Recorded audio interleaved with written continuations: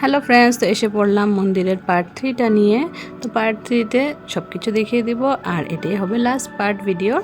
তো এখানেই শেষ করেছিলাম সেকেন্ড পার্টটা। তো এখন আমরা জল ছিটিয়ে উঠে গেছি, আর আমার হাজব্যান্ড একটু এখানে নেমে জল ছিটিয়ে নিচ্ছে। আর ওরা তো জলের খুব ভক্ত, জলে নামলে বা জল পেলে ওরা একদম এখানেই ব্যস্ত হয়ে যায়। তার জন্য ওরা এখানে দাঁড়িয়ে গেছে, সরছে না ওখান থেকে। তা আমি একটু আশেপাশের ভিডিও নিয়ে নিচ্ছিলাম। দেখুন এখানে সিঁড়িটা, আর ওই যে একটা উপরে যে একটা ইয়ে দেখা যাচ্ছে বন্ধ করে, একটা রুমের মতো, রুম তো না, একটা লাইন, একটা একদম উপরে, ওটা হলো মন্দিরের ভিতরে যাওয়ার লাইনটা, যেটা একদম সকাল থেকে সবাই এসে লাইন দিয়ে দেয় ভিতরে দর্শন করার জন্য। তো ওই লাইনটা হলো একদম উপরে। তো আমরা কিছু সময় এখানে থেকে তারপর উপরে চলে যাচ্ছি। দেখুন আমার মেয়ে একদম প্যান্ট উঠিয়ে নিয়েছিল, পা উঠিয়ে নিয়ে, প্যান্টের পাটা উঠিয়ে নিয়ে একদম জলে দাঁড়িয়েছিল কিছু সময়। তো তারপর আমরা উপরে চলে গেলাম। উপরে গিয়ে এখন আরও মন্দিরের সামনের দিকটাতে যাব। গিয়ে তারপর কিছু ছবি টবি তুলছি, একটু প্রণাম করে নিলাম, যেহেতু বাইরের থেকে দর্শন করেছি, ভিতরে আর যাইনি। তার জন্য বাইরের থেকে একটু প্রণাম করে নিয়ে আমরা কিছু ছবি তুললাম, ভিডিও করলাম। তারপর নিচে যাব, প্রসাদ নেব। তো এই যে দেখুন, আর এখানে একটা ছাগল এসেছিল, রাম ছাগল, অনেকটাই বড়, অনেক বেশি বড়, মানে দেখে একদম মানে ভয় লেগে গেছিলো। তো তারপরে যে প্রণাম করে নিচ্ছি দেবী মাকে। তো আপনারা আমার সাথে সবাই প্রণাম করে নিন, সবার যেন মঙ্গল হয়, সকলের যেন শরীর ভালো থাকে। তো এই যে দেখুন, এই যে ছাগলটার কথা বলছিলাম, হঠাৎ এসে গেছে ফটো তুলতে, অনেকটা বড়, জানি না ক্যামেরাতে কতটুকু দেখাচ্ছে, কিন্তু বেশ বড়। তো তারপর আমরা ওখান থেকে বেরিয়ে পড়লাম, মন্দির থেকে বেরিয়ে গেছি। তো মন্দিরের ডেকোরেশনটা এভাবে হয়, যেরকম অরিজিনাল ফুল এগুলো। তো এগুলো যখন শুকিয়ে যাবে, নেক্সট আবার ওরা চেঞ্জ করে আবার অন্যরকম করে ডেকোরেট করবে। তো আমরা যখন গেছিলাম তখন এরকম ডেকোরেশন ছিল, পরে আবার ডেকোরেশন চেঞ্জ হয়েছে। তো মন্দির থেকে দেখুন বেরিয়ে পড়েছি, বেরিয়ে পড়ে এবার যেখানে জুতো রেখেছিলাম সেখানে চলে যাব, জুতোটা নিয়ে নেব। তো এই যে এখানে জুতো রাখা হয়েছিল, তো সবাই সবার জুতো পরে নিলাম, পরে নিয়ে এবার চলে যাব নিচে প্রসাদ দেওয়া হচ্ছে। তো সেখান থেকে প্রসাদ নিয়ে নেব। তো নেমে যাচ্ছিলাম দেখুন, আর এই যে পুরো রাস্তাতেই তো দোকান আছে, আপনারা দেখেছেন আগেও। তো এই যে দোকানগুলো আরেকবার দেখিয়ে দিচ্ছি। তো আপনারা যদি মন্দিরে আসতে চান তাহলে অনেকটা সকালে আসতে হবে, না হলে দর্শন করাটা খুবই কষ্ট। আর শনি মঙ্গলবারে আর রবিবারে খুব বেশি ভিড় হয়, তার জন্য এগুলো দিন বাদ দিয়ে আসলে বেশ ভালো হয়। মানডে, ওয়েডনেসডে এগুলো একটু কম হয় ভিড়, ফ্রাইডে এগুলো দিনে একটু ভিড়টা একটু হালকা কম থাকে, তার জন্য লাইনটা একটু কম হয় আর তাড়াতাড়ি দর্শন করতে পারে সবাই। তার জন্য এগুলো দিনে আসলে ভালো।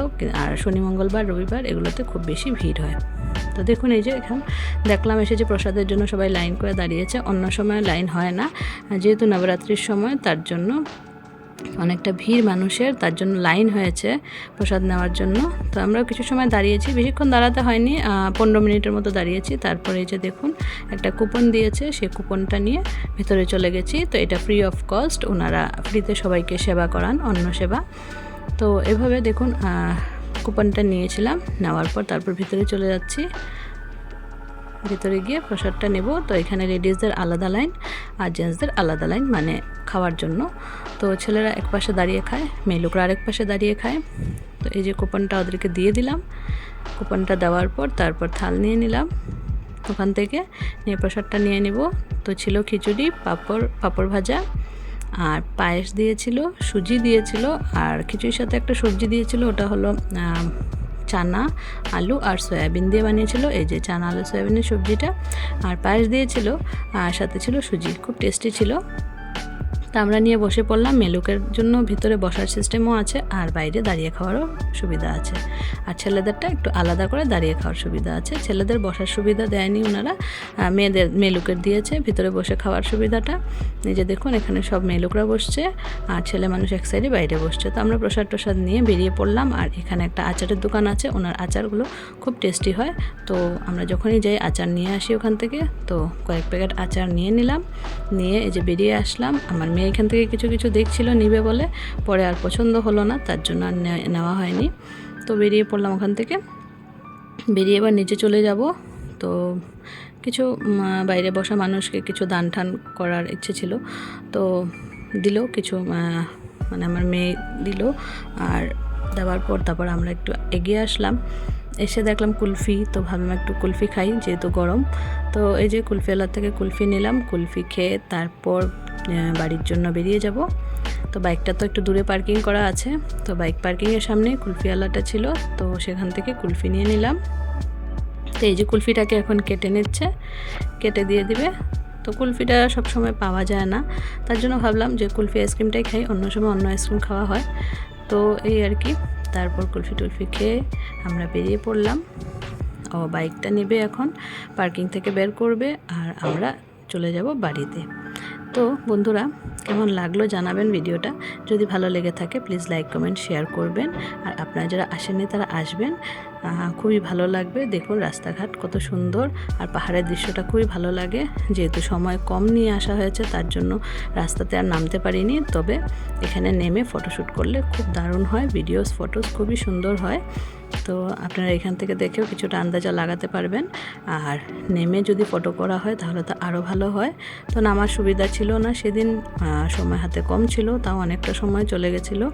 যেহেতু প্রসাদ টসাদ খেয়ে এসেছি, তো অনেকটা সময় আমার ছোটো মেয়ে বাড়িতে ছিল, তো ওকে রেখে বেশি সময় বাইরে থাকাটা এখন পসিবল হয় না। তার জন্য যতটুকু সময় পসিবল হয় ততটুকু সময় নিয়েই বেরোই। তারপর এই যে চলে যাচ্ছে, এই যে নতুন ব্রিজটার পাশে দিয়ে যাচ্ছি। কিছুদিন পর আমাদের আরেকটা ব্রিজ রেডি হয়ে যাবে, যেটা গুয়াহাটি টু নর্থ গুয়াহাটি হবে। আপনাদেরকে আগের অন্য ভিডিওতে বলেছিলাম, তো সেই ভিডিওটা আমি শেয়ার করব যেদিন ওই ব্রিজটা হবে বা ব্রিজটার উপর দিয়ে যাব। তো খুবই এক্সাইটেড, ওই ব্রিজটা কবে রেডি হবে তার জন্য। খুব সুন্দর করে বানাচ্ছে, তবে এখান থেকে এতটা বোঝা যায় না। তো এই যে চলে যাচ্ছে এখন বাড়িতে। তা কিছু বলছিল, মেয়ে হাসছিল, এইসব চলছিল আর কি। রাস্তাঘাটে যা হয় গল্প করতে করতে আসা হয়। আর এই যে দেখুন রাস্তাটা উঠিয়ে নিচ্ছে পুরো, আর যে ব্রিজটা হবে সেটা মাঝখান দিয়ে হবে, আরেকবার দেখিয়েছিলাম। তো সেই ব্রিজটাতে যাব যখন রেডি হয়ে যাবে ব্রিজটা, আর আপনাদের সাথে শেয়ার করব। তো তখন খুব ইজি হয়ে যাবে গুয়াহাটির মানুষদের নর্থ গুয়াহাটি গিয়ে কাজ করাটা, কারণ সবাই হয়তো বোট দিয়ে যায় বা অনেকটা ঘুরে যেতে হয় তার জন্য। তো আজকের জন্য সবাইকে টাটা, বাই বাই।